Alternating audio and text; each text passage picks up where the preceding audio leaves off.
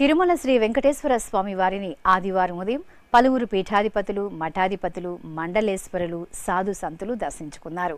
అఖిల భారత హిందూ మహాసభ ఆధ్వర్యంలో తిరుమలకు విచ్చేసిన రామాయణ మహేష్ స్వామి, అదిదేశ్వరానంద పర్వత మహారాజ్, కమలేష్ దాస్ మహారాజ్, వెంకట సత్యనారాయణ ప్రసాదాచార్యులు, సర్వేశ్వరాంబిక శివనయోగితో పాటు 69 మంది శ్రీవారి సేవలో పాల్గొన్నారు.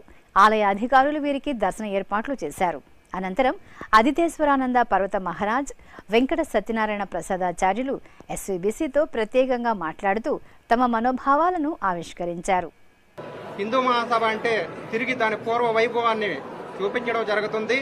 మన టీటీడీకి సంబంధించినటువంటి వారు ఎటువంటివి కార్యాచరణ చెప్పినా హిందూ మహాసభ దాన్ని కలగజేసుకొని చేస్తుంది. అలానే హిందూ మహాసభ అడిగిన వెంటనే దానికి సంబంధించినటువంటి ఏర్పాట్లు కూడా ఇప్పుడు ఎలా అయితే జరిగినాయో ప్రతిసారి కూడా ఆ తగినటువంటి విధానాలు కూడా యావత్ ప్రపంచం అంతా ఉన్నటువంటి భక్తులందరికీ అటువంటి సదుపాయాలు కూడా కలిగించాలని కోరుకుంటూ ఓం సత్సత్.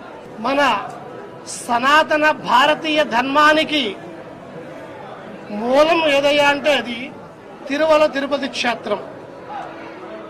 ధర్మో రక్షతి రక్షితః అనే నినాదంతో అనేక సేవా కార్యక్రమాలే కాకుండా ధర్మ కార్యక్రమాలు, ధర్మాలయాలు, దేవాలయాలు పోషిస్తూ అశేష హిందూ జనావళికి మన భారతీయ సనాతన ధర్మాన్ని బోధిస్తూ ఆచరింపజేస్తున్నటువంటి మన తిరుమల తిరుపతి దేవస్థానం వారు ఈ రోజున భారతీయ సనాతన ధర్మాన్ని నిలబెట్టడానికి ఏర్పడినటువంటి అఖిల భారత హిందూ మహాసభకు వచ్చిన ప్రతినిధులను ఎంతో సాధారణంగా ధర్మాన్ని ఏ విధంగా రక్షిస్తున్నారో ఈ ధర్మాచార వ్యవస్థకు అంతటి విలువను, ప్రాధాన్యతను ఇచ్చి మీరు చేయబోయే కార్యక్రమాలను మాతో పంచుకుంటే